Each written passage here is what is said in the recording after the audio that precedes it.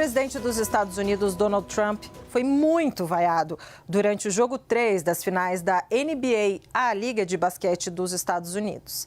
A partida foi em Nova York, em um ginásio dos mais famosos do mundo.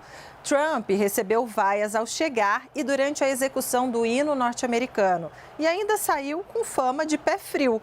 A equipe de Nova York, que vinha de 13 vitórias seguidas, foi derrotada dentro de casa. Mas é aquilo, né? Colocar político em estádio, em ginásio. Vamos ouvir um pouquinho a vaia.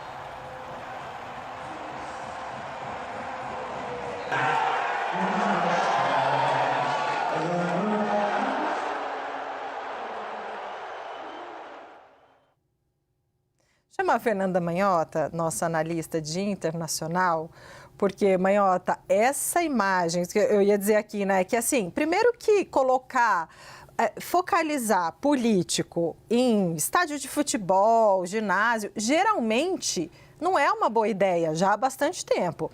E aí essa imagem de Trump sendo vaiado, ela é emblemática e, na sua avaliação, diz respeito à popularidade do presidente americano. Como é que você avalia essa reação do público?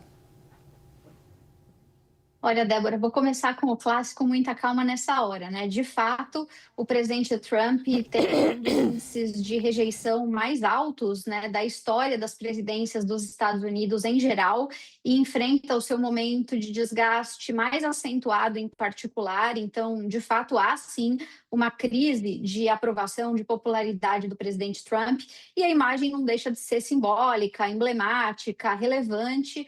Mas por que muita calma nessa hora? Porque ela precisa ser, antes de mais nada, Débora, contextualizada, né? Esse episódio, ele aconteceu em Nova York, numa disputa clássica, como você descrevia, e a gente está falando de uma das cidades mais democratas dos Estados Unidos e onde o presidente Trump, historicamente, tem enfrentado os mais altos índices de rejeição no contexto dos seus governos.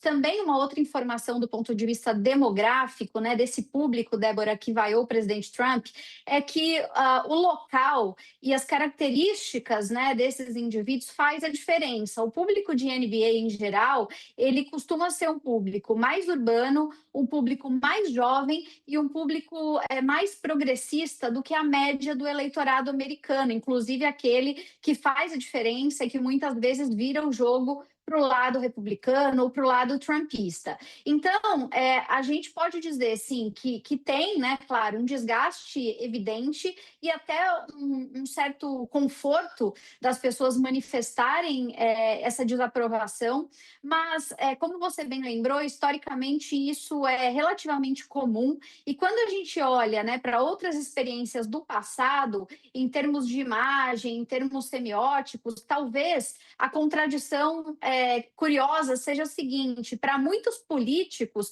o que a gente conseguiu acompanhar em termos até eleitorais é que mais do que a rejeição, o problema era a indiferença. O presidente Trump, apesar de ser odiado por muitos, ele ainda é uma força mobilizadora importante e isso a gente tem visto nessas campanhas de prévias para o próprio Congresso, né, as eleições de meio de mandato que vão acontecer em novembro desse ano. Tem várias eleições locais acontecendo e candidatos trumpistas, aqueles que saem na foto com o Trump, em muitas dessas eleições ainda têm logrado êxito, ainda nós podemos ver o presidente Trump como uma figura, né, que reúne as características para monopolizar o debate público dos Estados Unidos. Então, é aquela história, a gente tem que acompanhar como um sintoma, mas está longe de ser o reflexo, né, a característica predominante em relação aos Estados Unidos. E só para concluir, Débora, já que na entrada anterior você disse que eu gosto de Copa do Mundo, é verdade.